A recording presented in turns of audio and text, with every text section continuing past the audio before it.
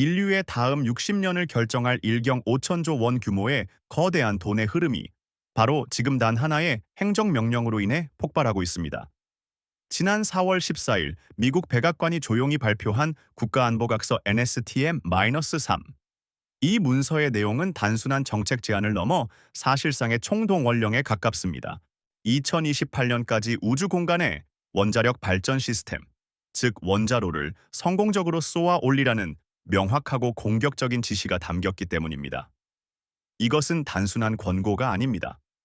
백악관은 이 프로젝트의 실행을 위해 나사와 국방부, 그리고 에너지부라는 국가의 세 핵심 축에 각각 30일, 90일, 60일이라는 숨막히는 데드라인을 부여하며 구체적인 실행 계획 보고를 명령했습니다. 국가의 모든 역량을 총결집해 목표 시점까지 쉴 틈 없이 달리도록 강력한 드라이브를 걸기 시작한 것입니다. 이 결정이 더욱 충격적인 이유는 미국이 우주 공간에 원자로를 발사한 것이 1965년이 마지막이었다는 사실 때문입니다. 무려 60년이라는 긴 시간 동안 멈춰있던 우주 원자력 시대의 시계가 다시 움직이기 시작했다는 역사적인 선언인 셈입니다. 바로 이 지점에서 우리는 왜 이 사건이 단순한 우주 정책 발표를 넘어 일경 5천조 원 규모의 거대한 산업 패러다임 전환으로 평가받는지 그 본질을 꿰뚫어 봐야 합니다. 이것은 달의 발전소 하나를 짓는 차원의 이야기가 아니라 우주라는 새로운 경제 영토를 개척하기 위한 에너지 고속도로를 국가가 직접 나서서 깔아주겠다는 선언과도 같습니다. 정부의 강력한 의지가 하나의 거대한 시장을 창조하고 그 안에서 활동할 기업들에게 막대한 기회가 열리고 있음을 공식화한 것입니다. 그런데 왜 하필 지금 이렇게까지 서두르며 달의 원자력 발전소를 지으려는 걸까요? 우리에게는 태양광이라는 훨씬 더 안전하고 익숙한 대안이 있는데도 말입니다.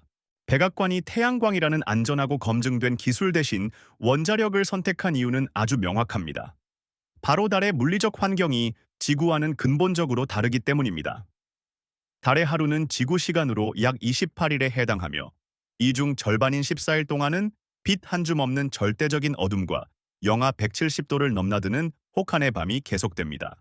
이런 환경에서 태양광 패널은 전기를 생산하기는커녕 그저 막대한 공간을 차지하는 차가운 고철 덩어리에 불과합니다. 하지만 달에 건설될 유인 기지는 인간의 생존과 자원 채굴 같은 산업 활동을 위해 단 1초의 정전도 없이 24시간 365일 안정적인 전력을 공급받아야만 합니다. 생명 유지 장치를 가동하고 혹한으로부터 기지를 보호하며 각종 탐사 장비를 운용하기 위한 에너지가 끊기는 순간 모든 것은 실패로 돌아가기 때문입니다. 바로 이 절대적인 제약 조건 때문에 소형 모듈 원자로, 즉 SMR은 여러 선택지 중 하나가 아니라 달 탐사를 위한 유일무이한 생명줄로 떠오릅니다. SMR은 태양빛의 유무와 상관없이 스스로의 핵 분열을 통해 수십 년간 쉬지 않고 막대한 에너지를 안정적으로 뿜어낼 수 있는 현존하는 유일한 기술입니다. 그런데 놀라운 점은 이처럼 24시간 내내 끊기지 않는 고밀도 전력을 절실히 필요로 하는 곳이 비단 저 멀리 달에만 있는 것이 아니라는 사실입니다. 지금 이 순간 우리가 살고 있는 지구에서도 이와 똑같은 에너지 수요가 폭발적으로 증가하고 있습니다. 그 첫 번째 진원지는 바로 AI 데이터 센터입니다. 전 세계의 AI 혁명을 이끄는 거대 데이터 센터들은 잠시라도 멈추면 천문학적인 손실이 발생하는 말 그대로 전기를 집어삼키는 괴물입니다. 여기에 또 다른 거대한 수요처가 있습니다. 바로 전 세계에 흩어져 있는 국방부의 해외 군사기지들입니다. 이들은 적대국의 전력망에 의존하지 않고 독립적으로 작전 수행 능력을 유지해야 하므로 에너지 안보가 곧 국가 안보와 직결되는 곳입니다. 결국 달 탐사라는 우주적 목표와 AI 데이터 센터, 그리고 국방 안보라는 지상 최대의 과제가 24시간 고밀도 전력이라는 하나의 지점에서 만나 거대한 시너지를 일으키며 하늘과 땅 양쪽에서 주문이 쏟아지는 완벽한 시장 구조를 만들어내고 있는 것입니다. 그렇다면 이 막대한 시장의 과실을 독차지할 백악관의 선택을 받은 핵심 플레이어들은 과연 누구일까요? 가장 먼저 시장의 스포트라이트를 받는 기업은 바로 오픈 AI의 샘 올트먼이 선택한 오클로입니다. 백악관 발표 직후 일주일 만에 주가가 32% 폭등하며 한때 시가총액 24조 원이라는 엄청난 기대감을 한몸에 받았죠. AI 시대의 막대한 전력 소모를 해결할 구원투수로 샘 올트먼이 직접 점 찍었다는 상징성 하나만으로도 시장에 자금이 쏠리고 있는 것입니다. 하지만 이 화려한 스포트라이트 뒤에는 치명적인 그림자가 존재합니다. 놀랍게도 오클로는 아직 매출이 단 1원도 발생하지 않은 기업이며 더 결정적으로 원자력 사업의 알파이자 오메가인 미국 원자력 규제위원회, 즉 NRC의 최종 설계 승인조차 받지 못한 상태입니다. 아무리 강력한 정책적 지원과 미래 가치가 있다 한들 규제 당국의 최종 허가 없이는 단 한 삽도 뜰 수 없다는 현실은 투자자가 반드시 인지해야 할 가장 큰 리스크입니다. 오클로가 넘지 못한 바로 그 허들을 유일하게 통과한 선두주자가 바로 뉴스케일 파워입니다. 미국에서 유일하게 NRC의 표준 설계 인증을 획득하며 기술적으로 가장 앞서 있다는 평가를 받습니다. 실제로 미국 최대 국영 전력사인 테네시 밸리 공사와 최대 6기가와트 규모의 SMR 건설을 논의하는 등 가장 현실적인 성과에 근접해 있는 플레이어이기도 합니다. 그러나 뉴스케일 역시 실행 능력이라는 근본적인 물음표를 떼어내지 못하고 있습니다. 과거 아이다호에서 추진하던 대규모 프로젝트가 비용 문제로 무산된 전력이 있으며 현재 증권 사기 혐의로 소송까지 진행 중이라는 점은 이들의 청사진이 과연 현실이 될 수 있을지에 대한 의구심을 낳는 대목입니다. 기술적 우위와 규제 통과라는 가장 큰 무기를 가졌지만 그것을 실제로 구현해낼 수 있을지는 또 다른 차원의 문제인 셈입니다. 이런 원자로 설계 기업들과는 전혀 다른 차원에서 이 거대한 판의 핵심을 쥐고 있는 기업이 있습니다. 바로 차세대 원전의 심장, 고순도 전홍축 우라늄, 이른바 HYR 연료를 미국 내에서 유일하게 상업적으로 생산하는 센트러스 에너지입니다. 만약 오클로나 뉴스케일이 미래의 자동차를 설계하는 회사라면 센트러스는 그 자동차에 반드시 필요한 연료를 공급하는 주유소를 독점하고 있는 것과 같습니다. 어떤 회사의 원자로가 최종 선택을 받든 결국 그 원자로를 움직일 연료는 센트러스를 거쳐야만 하는 구조인 것이죠. 이미 2040년까지 이어지는 5조 원이 넘는 막대한 수주 장호를 확보하며 밸류체인상 누구도 넘볼 수 없는 독점적 지위를 공고히 하고 있습니다. 미국의 대표 주자들은 저마다 빛과 그림자가 명확해 보입니다. 이런 개별 기업의 리스크를 피하면서 이 거대한 흐름에 올라탈 방법은 없을까요? 그리고 이 게임에 한국 기업이 낄 자리는 정말 없는 걸까요? 바로 이 지점에서 한국 기업의 기회가 열립니다. 수많은 SMR 설계 기업들이 각자의 청사진을 그리고 있을 때 그 복잡하고 정밀한 설계도를 현실의 쇠와 강철로 구현해낼 수 있는 기업은 전 세계적으로도 손에 꼽힙니다. 그리고 그 중심에 바로 두산에너빌리티가 서 있습니다. 뉴스케일의 핵심 기자재, 즉 원자로 모듈을 사실상 독점적으로 제작하는 곳이 바로 두산에너빌리티입니다. 이는 단순한 하청 관계가 아니라 2019년부터 이어진 지분 투자와 전략적 파트너십을 통해 구축된 강력한 신뢰의 결과물입니다. 마치 수많은 팹리스 반도체 기업들이 저마다 최고의 칩을 설계해도 결국 대만의 TSMC를 찾아가야만 하는 것처럼 두산에너빌리티는 SMR 시장의 파운드리와 같은 독보적인 포지션을 확보한 것입니다. 설계사가 건축가라면 두산은 실제로 건물을 올리는 시공사인 셈이죠. 이 역할의 확장성은 무궁무진합니다. 지금은 뉴스케일과의 협력이 가장 부각되지만 엑스에너지나 빌 게이츠의 테라파워 같은 다른 SMR 선두주자들이 상용화에 성공한다면 그들 역시 두산의 제작 능력을 필요로 할 가능성이 매우 높습니다. 시야를 더 넓혀 이 우주 원자력 생태계 전체를 조망해보면 투자의 아이디어는 더욱 명확해집니다. 이 생태계는 마치 하나의 거대한 톱니바퀴처럼 맞물려 돌아갑니다. 시작은 원자로의 심장이 될 연료, 즉 고순도 전홍축 우라늄 HAL을 독점 생산하는 센트러스에서부터 출발합니다.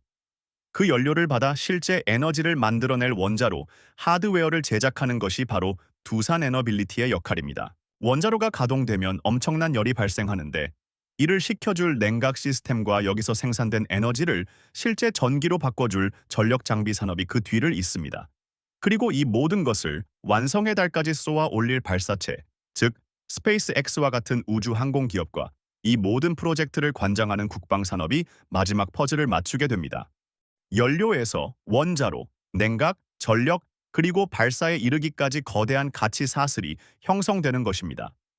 물론 이 복잡한 구조 속에서 개별 종목의 변동성이 부담스럽다면 이 거대한 산업 전체에 분산 투자하는 현명한 대안도 존재합니다. URA와 같은 글로벌 원자력 ETF나 코덱스 미국 원자력 SMR, 타이가 코리아 원자력처럼 특정 지역이나 분야에 집중하는 ETF를 통해 리스크를 관리하며 이 거대한 흐름에 동참할 수 있습니다. 플레이어와 산업 구조까지 파악했습니다. 하지만 이 모든 것이 정말 슈퍼사이클이 되려면 일시적 테마를 넘어선 거대한 구조적 변화가 뒷받침되어야 합니다. 과연 지금이 바로 그런 때라고 확신할 수 있는 근거는 무엇일까요? 과거에도 원자력 시장에 대한 기대감이 없었던 것은 아니지만 지금 우리가 목격하고 있는 변화는 그 결이 근본적으로 다릅니다. 역사상 단 한 번도 동시에 나타난 적 없는 세 가지 거대한 구조적 성장 동력이 마치 톱니바퀴처럼 맞물려 돌아가기 시작했기 때문입니다. 첫 번째 동력은 바로 인공지능 시대가 촉발한 폭발적인 전력 수요입니다. AI 모델을 학습하고 운영하는 데이터 센터는 이제 전기 먹는 하마를 넘어 국가 전력망 자체를 위협하는 수준에 이르렀고, 메타와 같은 빅테크 기업들이 직접 원자력 도입을 공공연하게 검토하는 것은 더 이상 놀라운 뉴스가 아닙니다. 태양광이나 풍력 같은 재생에너지만으로는 24시간 365일 중단 없이 안정적인 전력을 공급해야 하는 데이터 센터의 심장을 뛰게 할 수 없다는 현실을 그들 스스로가 가장 먼저 깨달은 것입니다. 이는 SMR이 단순한 친환경 에너지 옵션이 아니라 AI 혁명을 지속하기 위한 필수 인프라로 자리매김하고 있음을 명확히 보여줍니다. 두 번째 동력은 미국 정부의 강력한 의지에서 나옵니다. 단순히 백악관의 행정명령 하나에 그치는 것이 아니라 에너지부와 국방부까지 가세하여 SMR 산업을 국가 안보의 핵심 자산으로 규정하고 전방위적인 지원에 나섰다는 점이 중요합니다. 이는 단순히 특정 산업을 육성하는 차원을 넘어 미래 기술 패권과 에너지 주도권을 절대 놓치지 않겠다는 국가적 결단에 가깝습니다. 정부가 직접 나서서 규제의 문턱을 낮추고 막대한 자금을 투입하며 우주와 국방이라는 확실한 수요처까지 만들어주는 지금의 환경은 과거 그 어떤 시점과도 비교할 수 없는 강력한 순풍으로 작용하고 있습니다. 마지막으로 이 모든 변화는 글로벌 원전 르네상스라는 거대한 흐름과 맞닿아 있습니다. 끊이지 않는 중동의 지정학적 리스크로 고유가가 일상화되고 탄소 중립이라는 시대적 과제까지 눈앞에 닥치면서 전 세계 국가들은 에너지 안보의 해답을 원자력에서 다시 찾기 시작했습니다.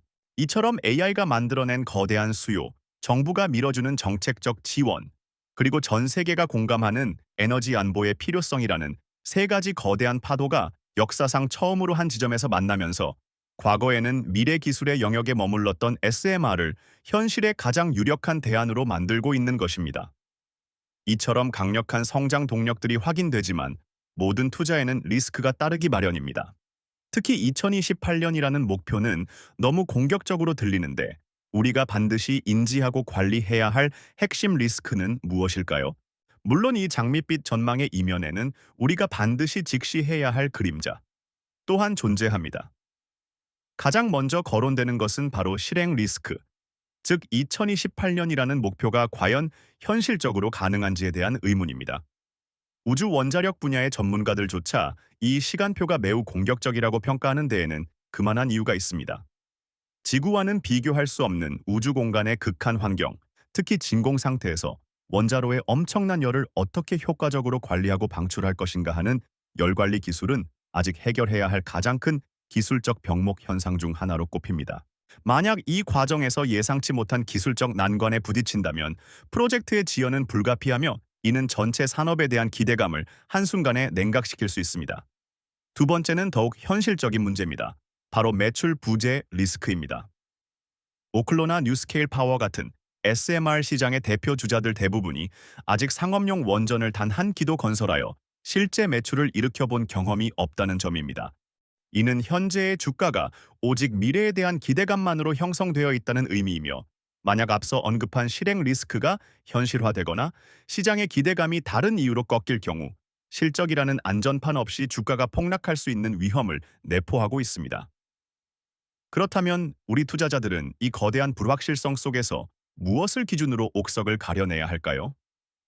다행히도 앞으로 우리가 반드시 주목해야 할 세 가지 명확한 체크 포인트가 있습니다.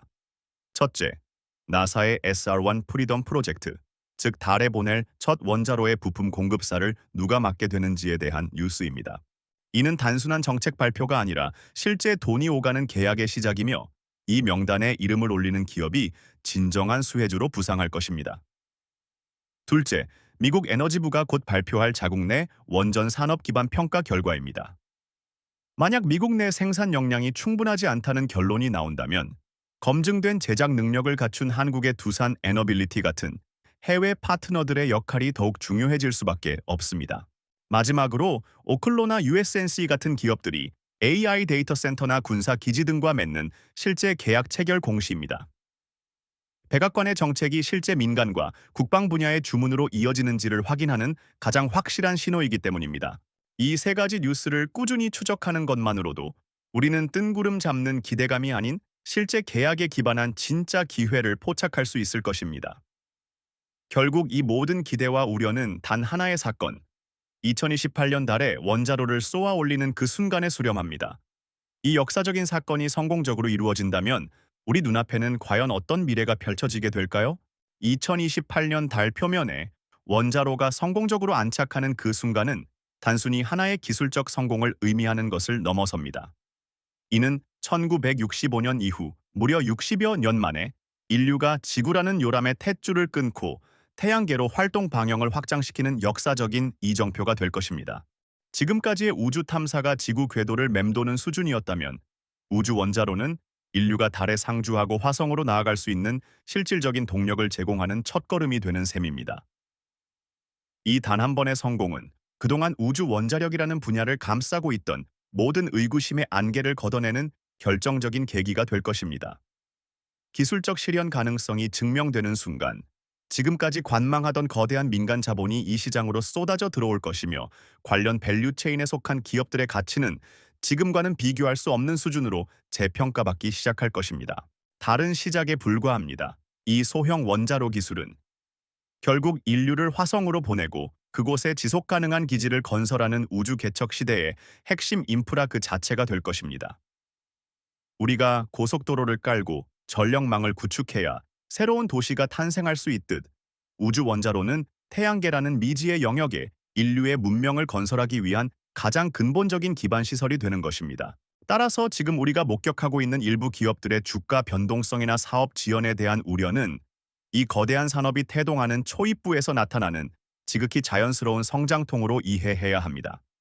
진정한 투자자라면 단기적인 주가의 등락에 일희일비하기보다는 AI 혁명과 우주 개척이라는 두 개의 거대한 흐름이 만나 만들어내는 이 구조적인 변화의 본질에 집중해야 합니다. 이 거대한 패러다임의 전환 속에서 진짜 기회는 바로 지금 모두가 반신반의할 때 만들어지고 있기 때문입니다. 도움이 되셨다면 구독과 좋아요 부탁드립니다.